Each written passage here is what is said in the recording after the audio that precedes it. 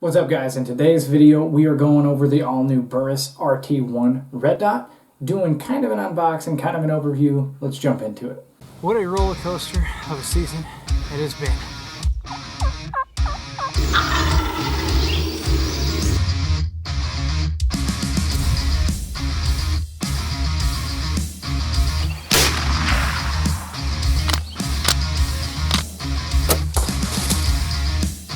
Came in downwind, it actually winded me.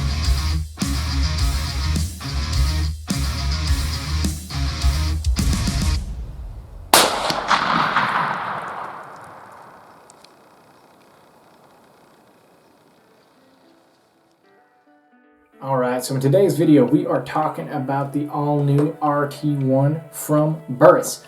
If you guys are new to the channel, make sure you like, make sure you comment, make sure you subscribe, and thanks for watching it. But today we're talking about this bad boy. And this is actually a red dot that's designed for quick target acquisition and competition shooting. I bought it for hunting purposes. I got a Mossberg 930 that I have it on here, semi-auto shotgun. It's got a slug barrel on it right now, but I've got a turkey barrel for it as well. And my goal with this red dot was to get something that I could use for both turkey hunting and deer hunting. And while I haven't put it through a turkey season yet, I was able to harvest a pretty nice buck with this exact setup, and I'm going to link that video here. So make sure you check that one out. And all in all, I've been really happy with this thing. So I kind of wanted to do a unboxing style video with an overview to kind of let you guys know what this thing was about. So to get this video started, we're going to show you guys what the box looked like and everything that comes in the box. All right, so the first thing we're going to talk about is what actually comes in the box, right? So the box looks like this, and you've got two different sets of, they call them Torx wrenches in the owner's manual, but they're basically star bits, and then this one has a flat head at the end of it. So one of these is used to actually attach your red dot to the Picatinny rail. We'll get into more detail on how to install this later. And one of them is actually used to attach your red dot to whatever riser that you want to use. So the red dot and the low riser are what I have on this rifle or shotgun. You've got an owner's manual, you've got a cleaning cloth, you've got an extra set of screws. I think these ones came actually out of the shotgun from when I put this on. You have a scope cover, and it's relatively easy to put on and take off. And you have the high riser. Now this thing is made for if you're gonna run it on something with stock and where you're gonna need a race sight like an AR or something like that. It's made for that. But you get either option. My preference is the lower one in most applications except your tactical style rifles. So now we're going to cover some of the features on this thing, and I'm just going to breeze through them, and then we'll get into some of the features in more detail a little bit later in the video. The price point on this thing is about $314. That is straight from Burris's website. You can find it cheaper some places, more expensive others, but that's the price that they list on their website. This thing does not have any magnification. It's 1x magnification, which is no magnification. The red dot is 2 MOA. This thing is actually crafted from an aircraft grade aluminum, and it gives it a really slick look, a really rugged design, and then just an overall sleek profile to it. So really like that part about it. The glass is actually multi-coated, and that does two things. One, it's going to get rid of some glares, and two, it's going to enhance color quality looking through this. This thing runs off of I think it's called a CRX22 battery. And you can access the battery just by unscrewing this little lid here and screwing it back on. So it's super easy to change. You got your windage and your height adjusters right on the side here, and you can do that with anything that'll fit in these little slots. The end of a shell casing will work, a quarter, a dime, anything like that will actually work. And these things are going to install on a weapon via Picatinny rail. So in addition to the red dot, I had to purchase a Picatinny rail as well. I had to install that on the shotgun with some Loctite, and then the scope or the red dot to the low riser, and the low riser onto the Picatinny rail. Sounds a lot more complicated than it was, probably took 10 minutes in total.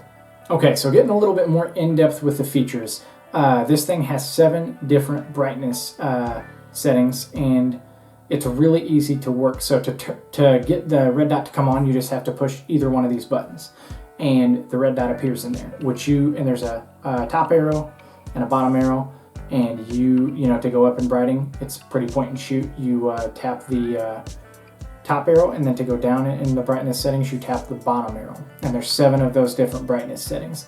The battery on this is actually set to manually shut off after 4 hours of non-use at the higher power, and after 8 hours of non-use at the lower power. And I went through a whole deer season with this, and the battery is still going strong. So they don't say like how long the battery is rated for, but I'm guessing it's going to be good for a couple of years. And it's easy to change if not.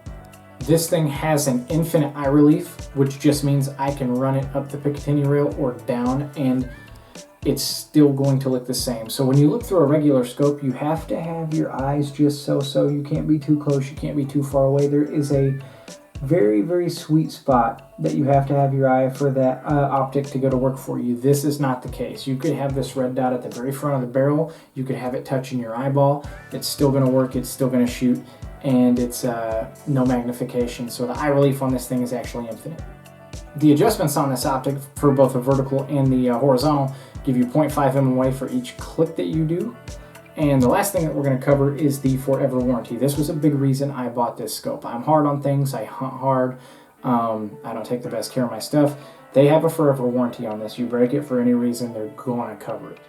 And so that brings us to the last part of the video, which is my personal experience with this, using it through a deer season. So like I mentioned earlier, I was able to take a pretty nice buck with this thing. I sighted it in relatively fast. It was really easy. Once I put it on the shotgun, it was only like 3 or 4 inches off, and it took a couple of adjustments, and I was there. I was probably getting like a 3-inch grouping at 50 yards, which I know is not good, but I didn't have a whole lot of time before season to play around with shotgun rounds in order to kind of play with that. But the takeaway from that is that this thing was super, super easy to sight in. The glass on it is really clear. And I haven't found a lighting setting where the dots on here need to be adjusted very much. I kind of leave it in the middle, and I'm good for most scenarios. Really early morning or later in the evening, you kind of got to bump that brightness down just a bit because it gets overwhelming. But other than that, you can kind of leave it in the middle. The scope the red dot never once fogged up on me, and my opening weekend of Missouri season was rough. It was cold, it was wet, there was thunderstorms, so if it was going to be affected by weather, it would have then, and it wasn't. And yeah, I really didn't have any problems with this. It's super easy to turn on, so if I seen a deer, I just hit the top button and pulled it up, and I was ready to go. So my opinion on this thing, for the money, I would kind of compare it to the Spark or the Spark 2 by Vortex. It's a very, very similar optic to those, and it's in that same price range. But it's definitely worth a look, and it's got a really cool look, a really good profile, and the install is really easy. So if you're looking for a good red dot, you might consider this one.